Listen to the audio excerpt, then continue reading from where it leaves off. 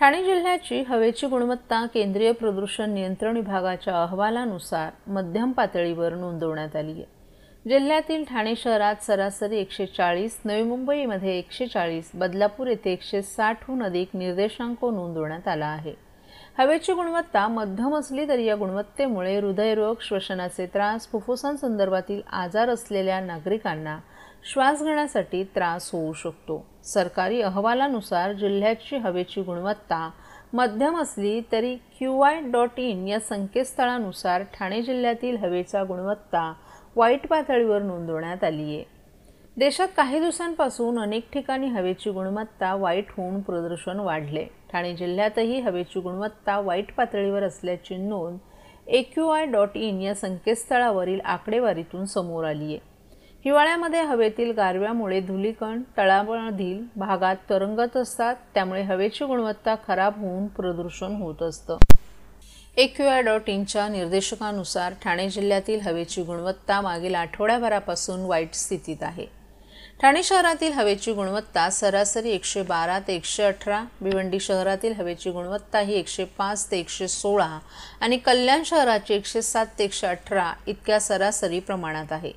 तसंच नवी मुंबईतील ऐरोली शहराची गुणवत्ता 110 ते 120 इतक्या प्रमाणात आहे। हवेची गुणवत्ता सकाळच्या वेळेत अधिक वाईट असते, त्यामुळे सकाळी कामानिमित्तानं बाहेर पडणारे नागरिक, शाळकरी मुलं आणि चालण्यासाठी बाहेर पडणाऱ्या नागरिकांना त्याचा त्रास अधिक जाणवू शकतो। तर केंद्रीय प्रदूषण नियंत्रण विभागाच्या निर्देशांकानुसार ठाणे जिल्ह्याची हवेची गुणवत्ता मध्यम पातळीवर नोंदवण्यात आली आहे। जिल्ह्यातील ठाणे शहरात सरासरी 140, नवी मुंबई येथे 140, बदलापूर येथे 160हून अधिक निर्देशांक नोंदवण्यात आला। सरकारी निर्देशांकानुसार 101 ते 200 ही पातळी मध्यम म्हणून नोंदवली जाते। असं असलं तरी या निर्देशकांमुळे हृदयरोग, श्वसनाचा त्रास, फुफ्फुसांसंदर्भातील आजार असलेल्या नागरिकांना श्वास घेण्यासाठी त्रास होऊ शकतो, असंही स्पष्टीकरण करण्यात आले।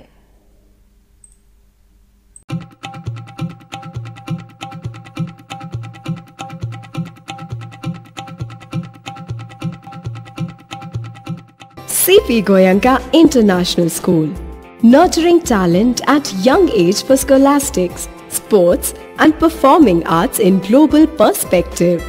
Proud to have world toppers and country toppers in 10th standard Cambridge examinations. Ranked the best emerging school by the Times of India for personality over percentage, CP Goenka is the intelligent choice.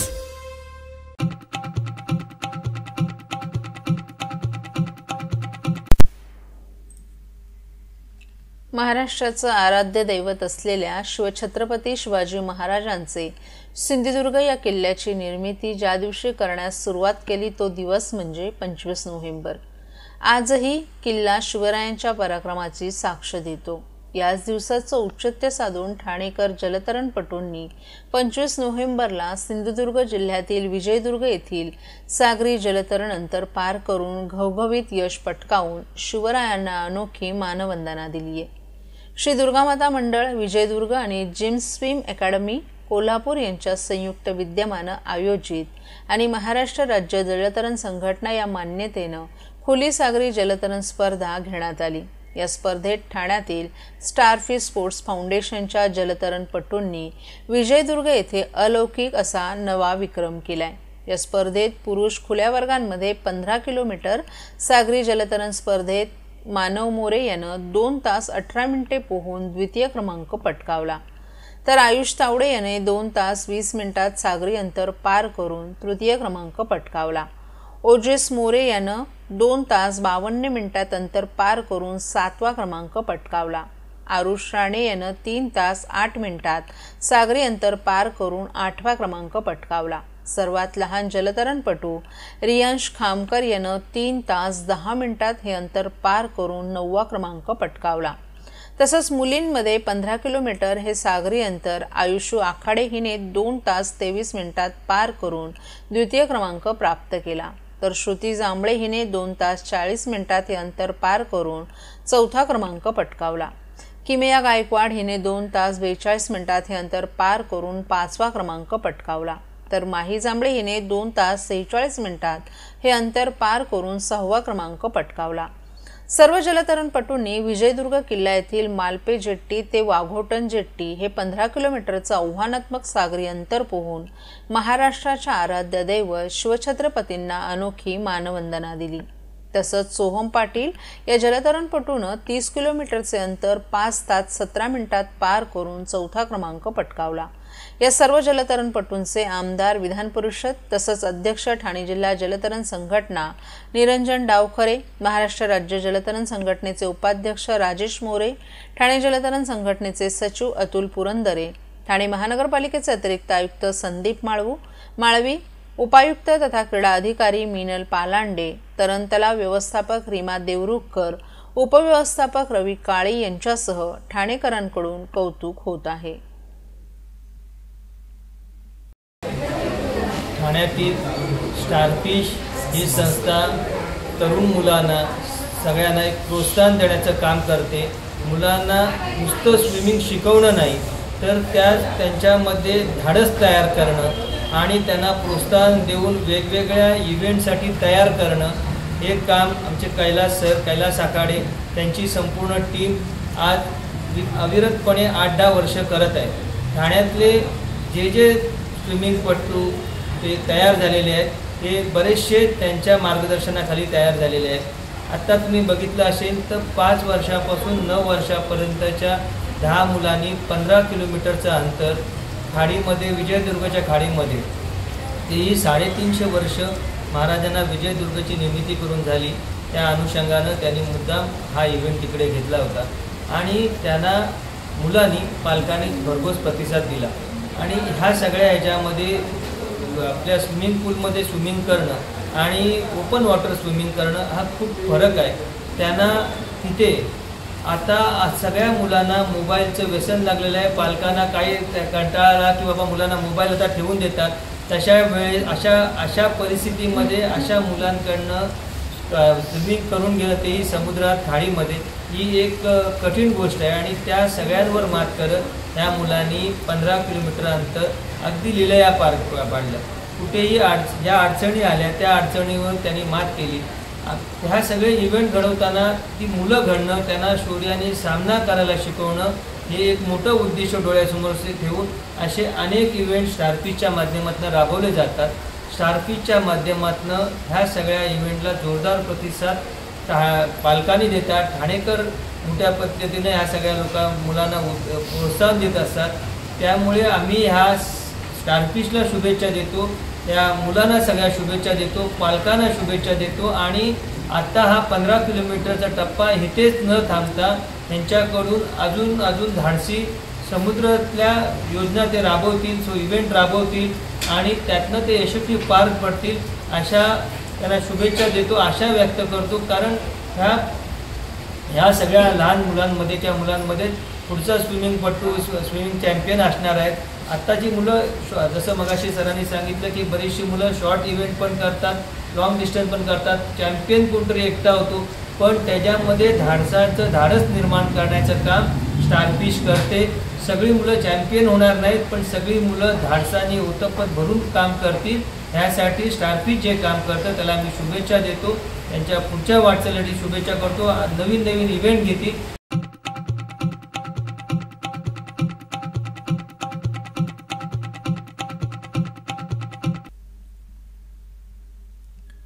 ठाण्याचे आमदार जितेंद्र आव्हाड यांनी EVM मशीनच्या विश्वासार्हतेवर संशय व्यक्त करत निवडणूक प्रक्रियेतील घोटाळ्याचा पर्दाफाश करण्याची मागणी केली आहे।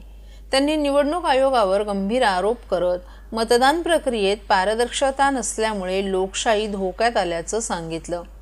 आव्हाड यांनी मतमोजणी आणि ईव्हीएम मशीनच्या ऑपरेशन्सवर अनेक मुद्दे मांडलेत। आम्हाला जुने मशीन दाखवले जात नाही, रिकाउंटिंग केवळ 5% डेटा तपासून केलं जातं आणि मतांचे आकडे अचानक बदलतात। त्यांनी दावा केला की 2019 ते 2024 दरम्यान 46 लाख नव्या मतदारांची भर पडली, जे संशयास्पद असल्याचंही त्यांनी म्हटलं आहे। मतदान प्रक्रिया पारदर्शक नसल्यामुळे अनेक उमेदवारांनी फेरमतमोजणीची मागणी केली आहे। दुबार मतदार अजूनही अस्तित्वात आहेत आणि निवडणूक आयोगाकडून याकडे दुर्लक्ष केलं जात असल्याचंही त्यांनी सांगितलं।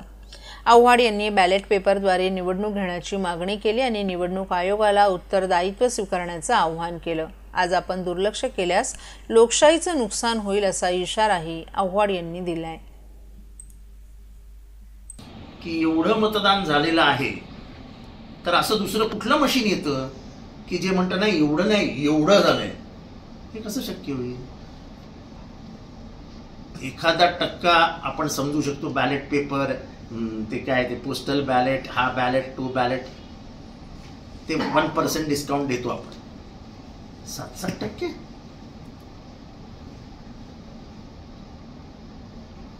70-70 लाख मतदान वाढू शकतं.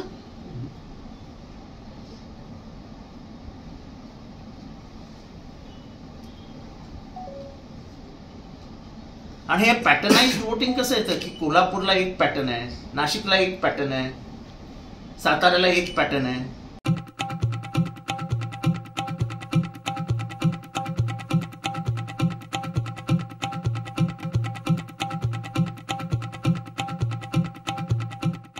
महाराष्ट्रातील भगिनींना आधार देणारी राज्य शासनाची मुख्यमंत्री माझी लाडकी बहीण योजना. या योजनेअंतर्गत अल्प उत्पन्न गटातील 21 ते 65 वयोगटाच्या भगिनींना मिळणार दरमहा 1500 रुपयांची मदत. अर्ज करण्यासाठी 31 ऑगस्ट 2024 पर्यंत मुदतवाढ. कुटुंबाचं वार्षिक उत्पन्न 2.5 लाख रुपयांपेक्षा कमी असलेल्या महिला पात्र. कुटुंबाकडे पिवळं किंवा केशरी रेशन कार्ड असल्यास उत्पन्नाचा दाखला आवश्यक नाही. पांढरं रेशन कार्ड असेल किंवा रेशन कार्ड नसेल तर कुटुंबाचं वार्षिक उत्पन्न 2.5 लाखांपेक्षा कमी असल्याचा दाखला आवश्यक. योजनेसाठीचा ऑनलाईन अर्ज नारी शक्ती दूत ॲपवरून किंवा पोर्टलवर भरता येईल. ज्या भगिनींना ऑनलाईन अर्ज भरता येत नसेल त्यांच्यासाठी अंगणवाडी, ग्रामपंचायत, वॉर्ड ऑफिस, सेतू सुविधा केंद्रामध्ये किंवा आशाताई बचत गटाच्या CRP यांची मदत उपलब्ध. आता आपल्याला अभिमानानं म्हणता येईल, सुखी आणि सुरक्षित आहे माझी Ladki Bahin.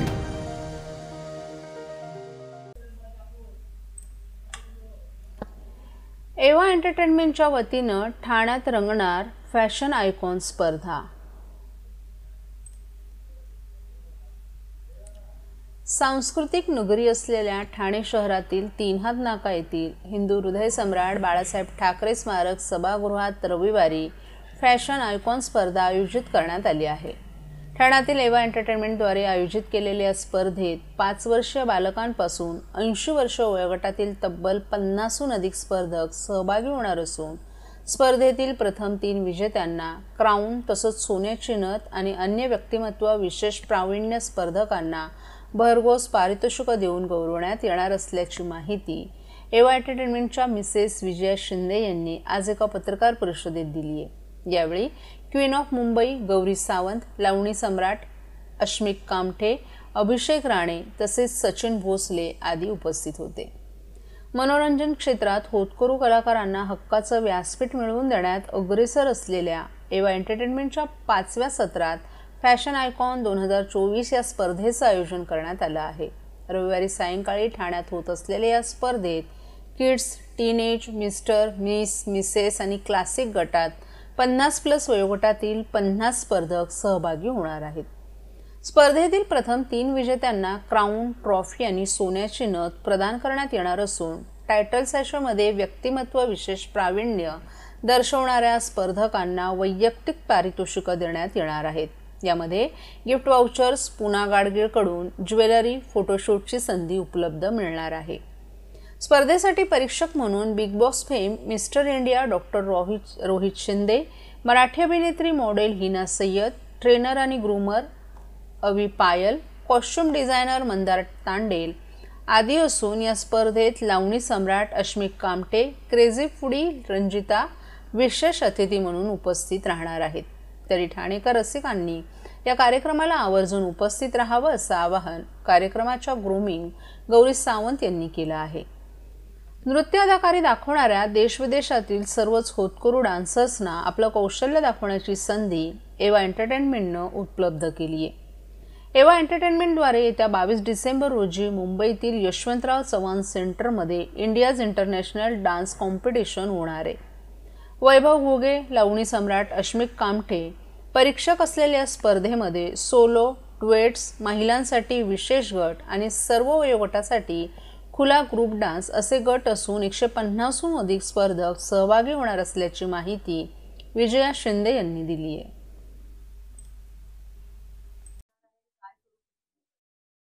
Competition India's biggest fashion icon हे होणार आहे आपलं हिंदू सम्राट बाळासाहेब ठाकरे इथे होणार आहे आणि त्याचं स्वरूप असं आहे किड्स, मिस, मिसेस, मिस्टर आणि क्लासिक 50 वर्षाच्या पुढच्या ज्या कोणी महिला आहेत त्यांना योग्य ते व्यासपीठ देण्याचं काम आपण करतोय. तर ते उद्या ठाकरे भवन इथे होणार आहे. तर सर्वांना आव्हान आहे की जास्तीत जास्त संख्येत या आणि आपल्या ठाणे शहरात काय होत आहे ते नक्कीच येऊन बघा. स्पॉन्सरशिपमध्ये आपण कोणाकडेही कॅश प्राइज घेत नाहीये ना कोणाकडे कॅश घेतलेली आहे. पूर्णपणे एवाज एंटरटेनमेंट करतायत आणि पुन्हा गाडगीळ यांनी आपल्याला जेवढे पण आपले विनर आहेत त्यांना फोटोशूट प्रोव्हाइड केलेला आहे. त्यांनी काम आपलं पाहिलेलं आहे. बाकी जे काही आपण प्राइज देतोय ते कलानिधी आहे त्यांच्याकडनं प्रत्येक महिलेला शॉपिंगची खूप आवड आहे. त्यामुळे ते कुपन्स देतात की या शॉपिंग करा. आपण कोणाकडनंही पैसे घेतलेले नाहीयेत आणि सगळ्यात मोठी गोष्ट काय आहे की हे व्यासपीठ आपल्याला उपलब्ध करून दिलेले आहेत आपल्या ठाण्याचे लाडके नरेश दादा मस्के. त्यांच्यामुळे हे व्यासपीठ कमी वेळेत आपल्याला उपलब्ध करून दिलं गेलेलं आहे. स्पर्धक आपले 81 स्पर्धक आहेत.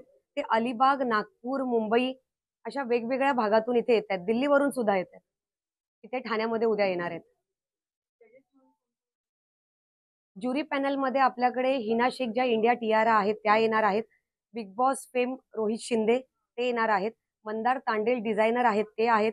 अवी पायल कोरिओग्राफर ग्रूमर आहेत ते आहेत. स्पेशल गेस्टमध्ये आपल्याकडे लावणी सम्राट अश्मिक कामते आहेत. Ranjita Patil YouTuber crazy foodie त्या आहेत इथे उपलब्ध असणार आहेत. गौरीताई आहेतच फेस ऑफ मुंबई. आपल्याकडे हे सगळे उपलब्ध आहेत आणि आपल्याला अजून एक ह्या सर्व महिलांना मेकअप करून देण्यासाठी आपल्याला हेल्प केलेली आहे लॅक्मे अकॅडमी. त्यांनी जे आपल्या ठाणे शहरातच आहेत. तर त्यांचे 30 मेकअप मन इथे येणार आहेत. आपल्याला फ्रीमध्ये सर्व महिलांना सुंदर असं ते तयार करून देणार आहेत.